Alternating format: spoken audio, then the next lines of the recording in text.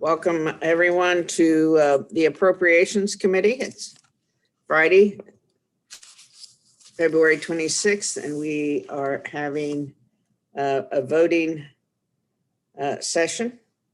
We'll be voting on, and I will list them in order, the following bills: House Bill 2, House Bill 73, House Bill 466, House Bill 718, House Bill 756, House Bill 887.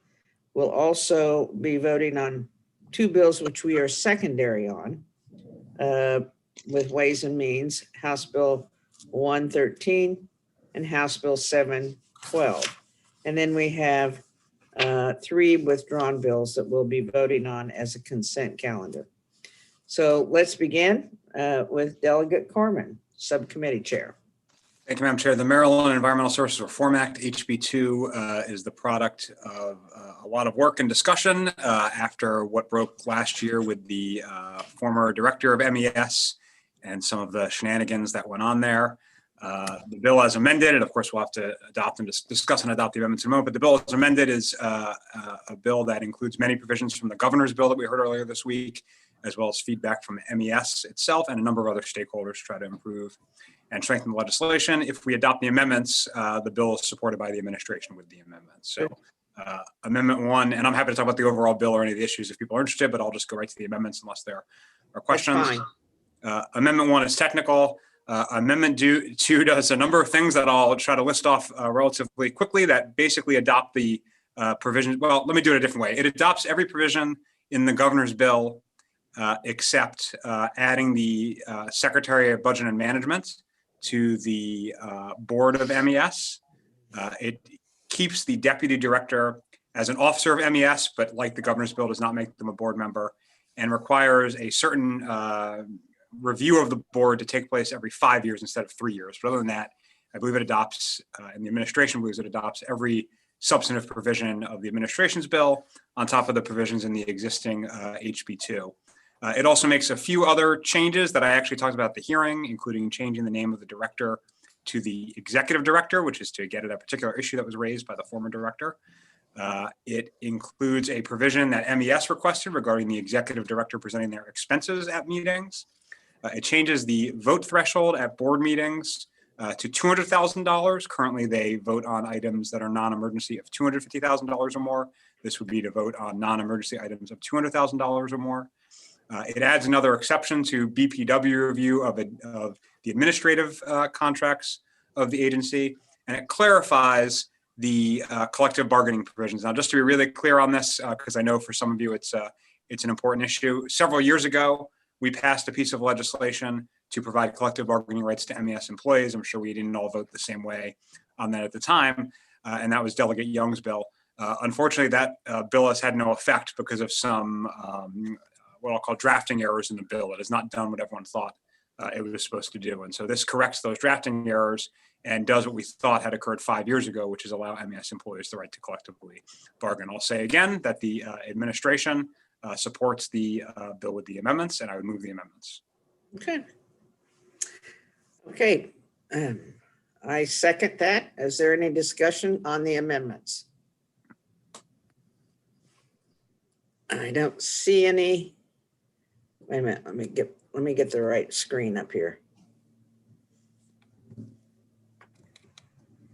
Okay, I do not see any hands up. So on the amendments, all those in favor signify by saying aye. Aye. Aye. Anyone opposed? Raise your hand if you're opposed. Little blue or yellow hand. All right, on the bill as amended.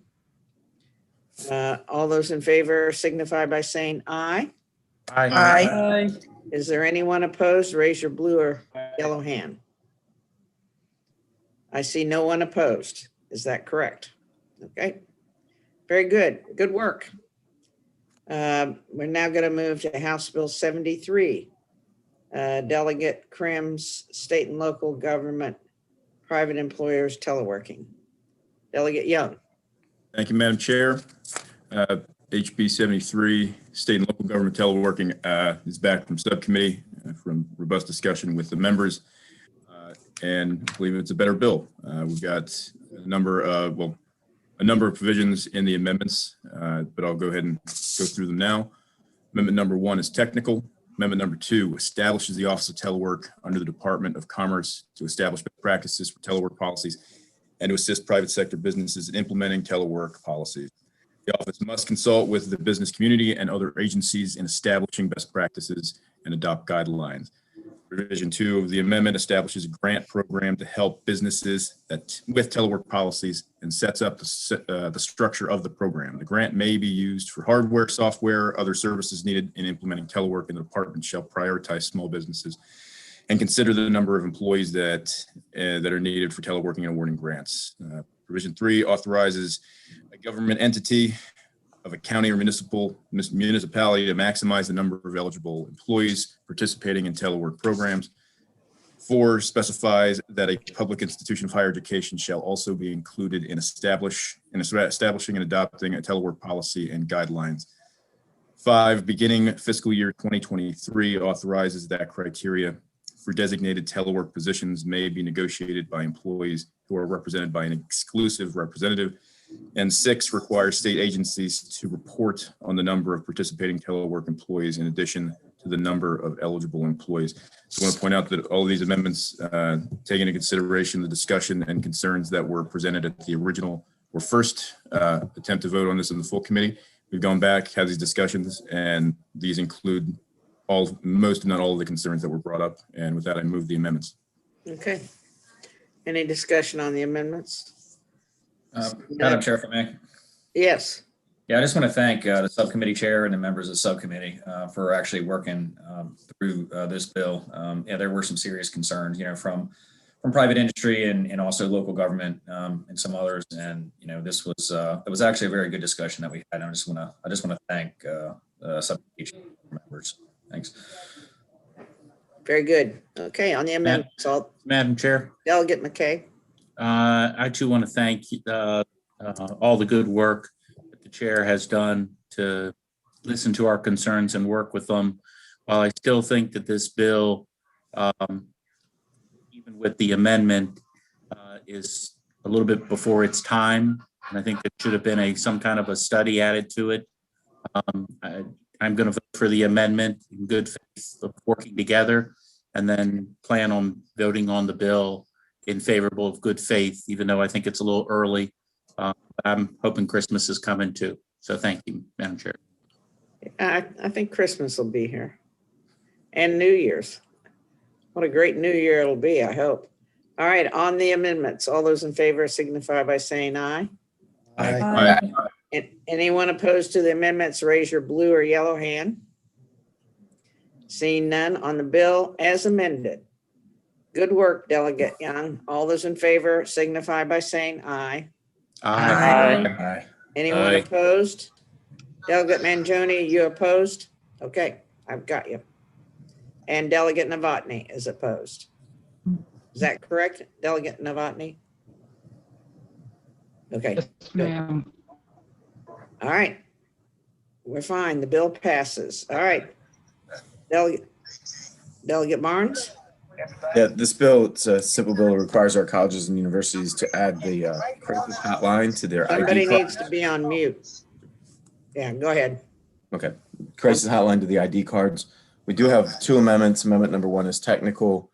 Amendment number 2 just gives flexibility to the colleges to allow them to put their on-campus or local hotline, which obviously makes a lot of sense. So I move the amendments. Okay.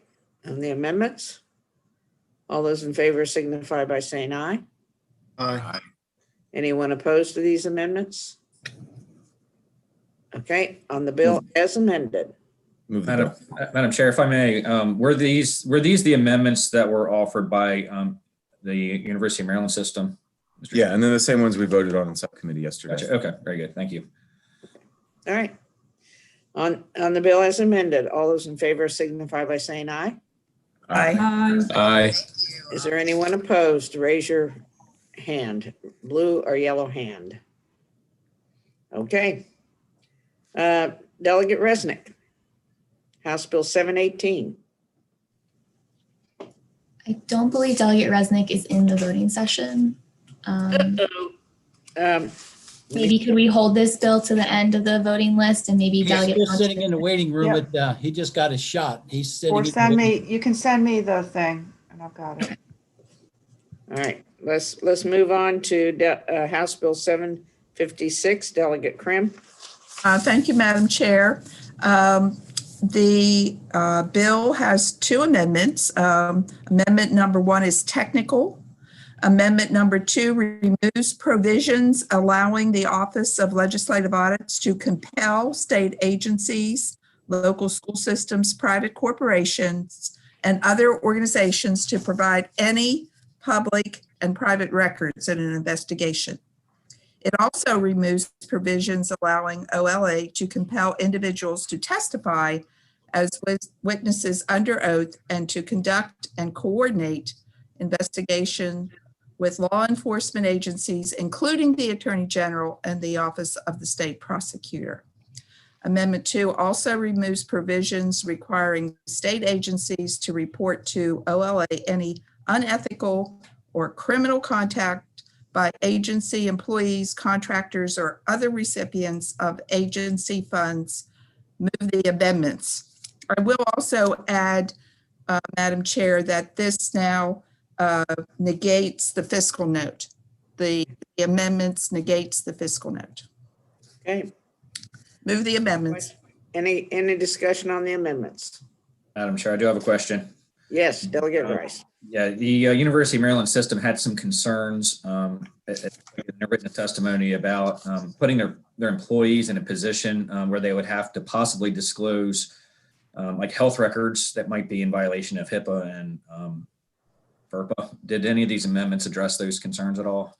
I was told by committee staff that the amendments do address their concerns. And one other thing from the Greg Cook, our legislative auditors, he said that per OLA's governing statutes, we have to comply with government auditing standards, which would include fraud-related work. In accordance with those standards, when we perform work that does not comply, that condition is disclosed in the report. So I think it does address the concerns. We did go through all the concerns with staff. And then I got the one concern that they didn't feel was addressed in the amendments with the response from the auditor. So I think Yes. we are, yes. Okay, on the amendments, all those in favor signify by saying aye. Aye. Anyone opposed to the amendments? All right, on the bill as amended, House Bill 756, all those in favor signify by saying aye. Aye. Is there anyone opposed? Raise your blue or yellow hand. Very good. See, Delegate Kettleman. Okay. Okay. Thank you very much. We're now going to move to House Bill 887. Delegate Chang. Thank you very much, Madam Chair. House Bill 887 would conform the allowable uses of the bond premiums and annuity bond funds to include capital projects.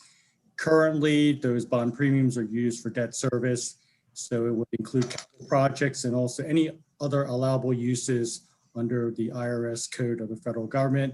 Something to keep in mind for the committee is that there is a BRFA item. The BRFA item would restrict the use of the bond premiums starting in 2024 fiscal year only to debt service. But what this would do is allow the flexibility of us as the members of the Appropriations Committee and also as the legislature to be able to fund additional projects, possibly using the bond premiums. Move the bill. So there's no amendments? No amendments. Very good. On the bill, all those in favor signify by saying aye. Aye. Anyone opposed, raise your blue or red hand. Madam Speaker, I think we'll have some of us. Or raise it on the thing so we can see it. I'm trying. So I got Mangione, I got Kettleman, I got Greist. Anyone else? McKay, Hold on, Madam Chair. Metzger. Weitzel, Metzger. all right, Metzger.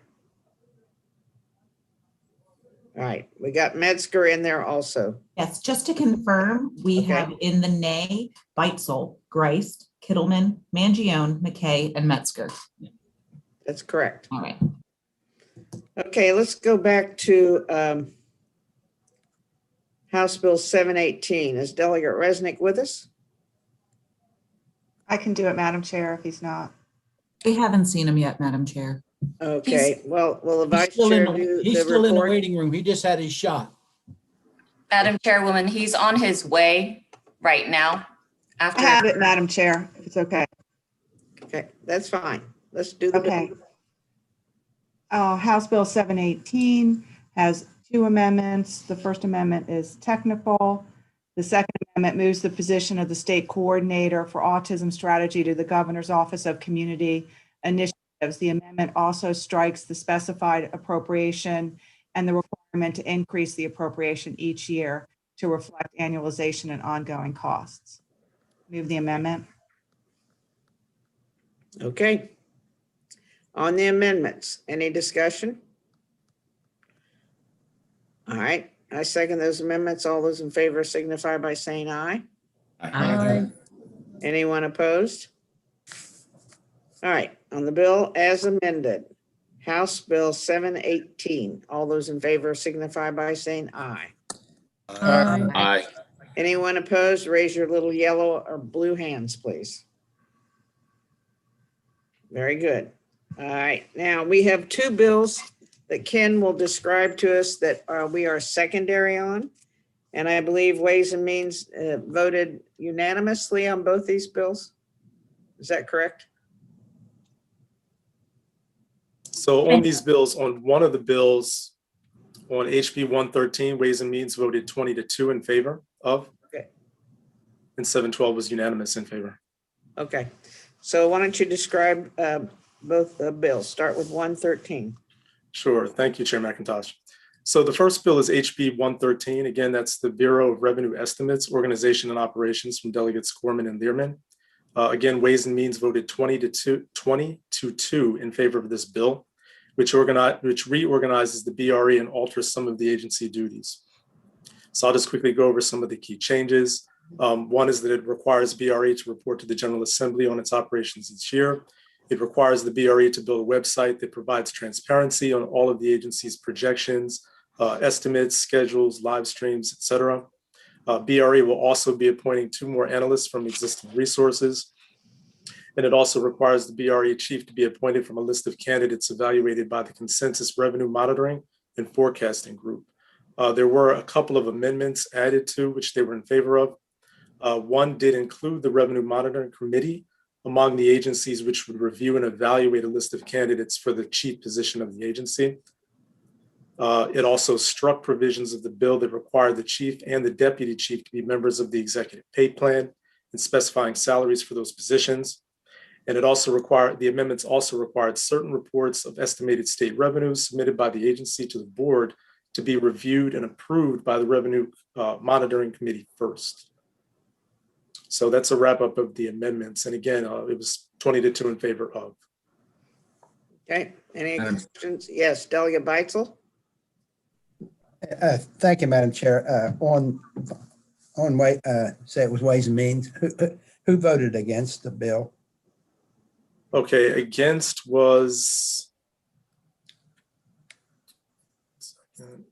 Shoemaker and Rose. Okay, thank you. Must have been a Carroll County thing. Yeah. Huh? Okay, on the bill as amended. Madam Chair, I do have just one question. It looks like the only opposition, there was no opposition to the bill, I don't think. I think DBM was concerned about the salary provision, but it sounds to me that the amendment really took care of that issue for them, right? That's correct. So I can't see any, so right now I don't see any opposition to this bill. Right. It's got fairly decent sponsors too, don't you think? Oh, look at those two. All right, on the bill as amended, we're secondary. All those in favor signify by saying aye. Aye. Aye. Anyone opposed? Madam Chair, Wait a minute. Delegate Grice, are you opposed?